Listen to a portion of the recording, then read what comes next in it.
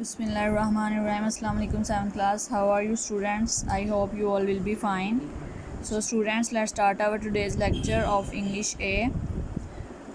आज हमने lesson number 9 की एक्सरसाइज स्टार्ट करनी है. So start the portion of vocabulary from question number A.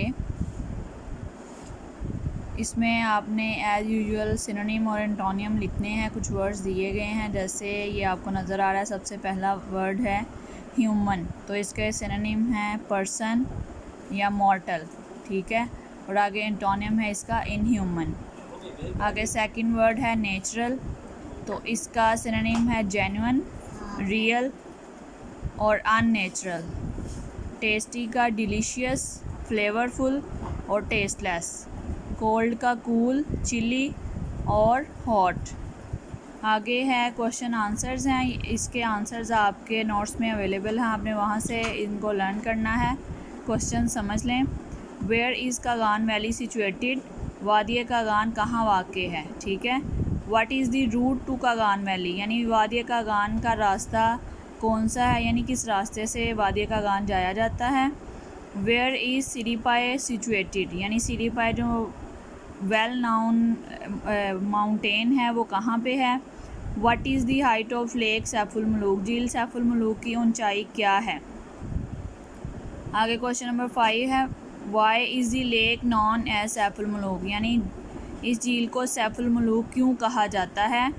Do you plan to go to Kaghan valley in the next vacation, क्या आपका अगली छुट्टियों में कागान वैली यानी वादिय कागान की सैर का कोई प्लान है. आपने इसमें अपने कमेंट्स लिखने हैं. आगे बी वाला है, ये 3 वर्ड्स दिए हैं, आपने ब्लैंक्स फिल करनी है. फर्स्ट उन्होंने करके दिखाया है. सेकंड वाला देखें, dash means longer than usual और एक्सपेक्टेड, तो यहाँ पे आप एक्सटेंडेड लिखेंगे. एक्सटेंडेड लिख दें और इसकी ब्लैंक आप फिल कर दें. आगे नेक्स्ट पेज पे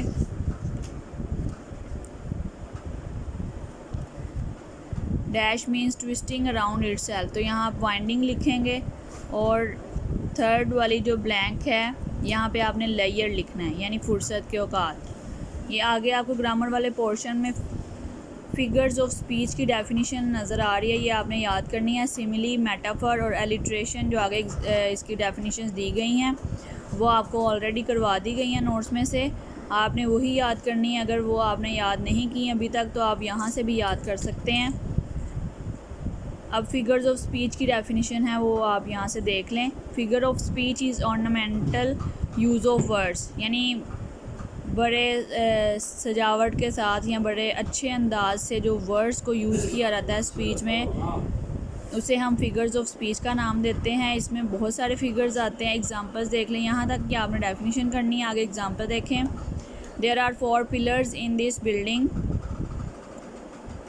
this The word pillars is used in its ordinary sense, but when we say failure is the pillar of success, the word pillar is used in figurative sense. ये example आपको दी गई है कि pillars का use, यानी एक word को किस तरह से आपने फिगरेटिवली और ऑर्नामेंटली यूज़ करना है, ठीक है. तो ये आपने इसकी डेफिनेशन और इसकी एग्जांपल याद करनी है. सिमिली, मेटाफर और एलिट्रेशन की जो डेफिनेशन है वो आप पहले कर चुके हैं. यही आपका लेसन है आज का.